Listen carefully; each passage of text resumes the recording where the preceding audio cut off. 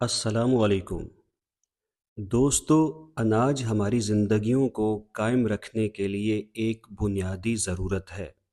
آپ روٹی، چاول، نان کچھ بھی کھاتے ہوں، اسی اناج کے گرد ہی حکومتیں اور معیشتیں گھوم رہی ہوتی ہیں۔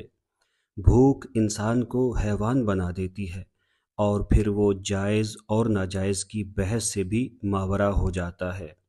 دنیا میں کچھ خطے ایسے ہیں جہاں خوب کھیتی ہوتی ہے، اور وہ خطے اور ممالک نہ صرف اپنی ضرورت کے حساب سے خوراک کے معاملے میں خود کفیل ہوتے ہیں بلکہ ضرورت مند ممالک کو اناج فروخت بھی کرتے ہیں۔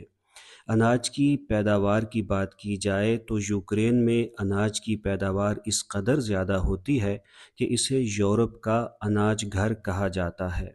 یوکرین سورج مکھی کے تیل کی برآمدات میں دنیا میں پہلے نمبر پر ہے، جو کی برآمدات میں تیسرے نمبر پر ہے، مکئی کی برآمدات میں چوتھے نمبر پر اور گندم کی برآمدات میں پانچویں نمبر پر ہے۔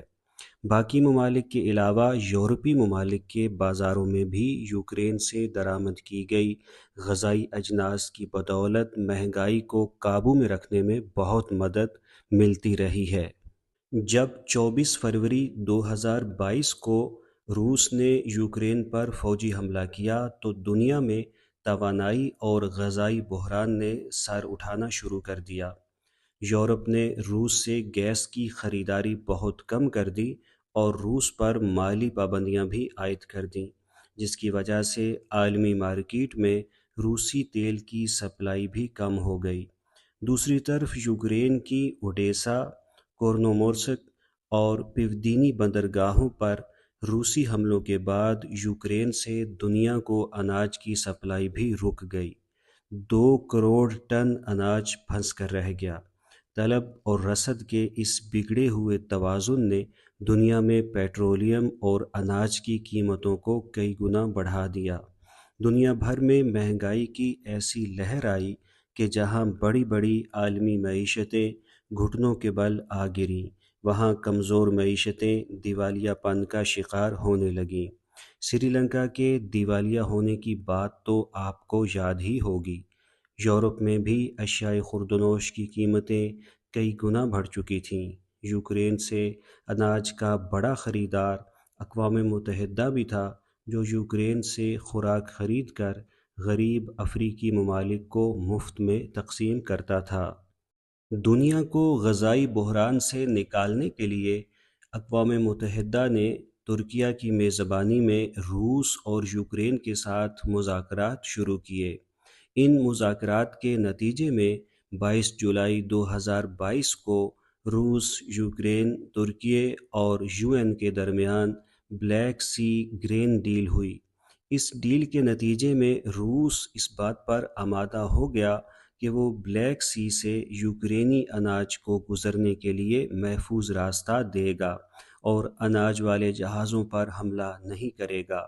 اس ڈیل کی مدت 19 نومبر 2022 کو ختم ہونا تھی، لیکن 2 دن پہلے یعنی 17 نومبر 2022 کو اس میں 4 ماہ کی توسیع کر دی گئی۔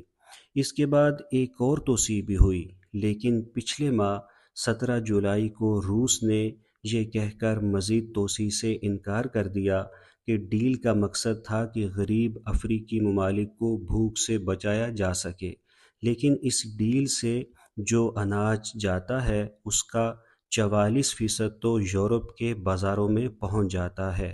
اس کے علاوہ اس ڈیل کی شق 4 پر بھی توجہ نہیں دی گئی، جس کے مطابق روسی کھاد اور اناج کو بھی عالمی مارکیٹ تک رسائی دینے کے لیے سوئفٹ نظام میں بحالی بھی کرنا تھی۔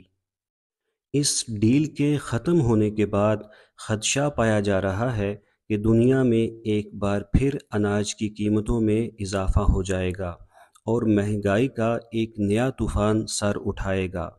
روس نے جہاں ایک طرف بلیک سی گرین ڈیل کو ختم کر کے یورپ کو لال جھنڈی دکھائی ہے، وہاں دوسری طرف صدر پوتن نے 27 اور 28 جولائی کو دوسری روس افریقہ سمٹ بلا کر اعلان کر دیا ہے کہ روس غذائی قلت کے شکار افریقی ممالک برکینا فاسو، زمبابوے، مالی، صومالیہ، سینٹرل افریقن ریپبلک اور ایریٹریا کو مفت اناج دے گا۔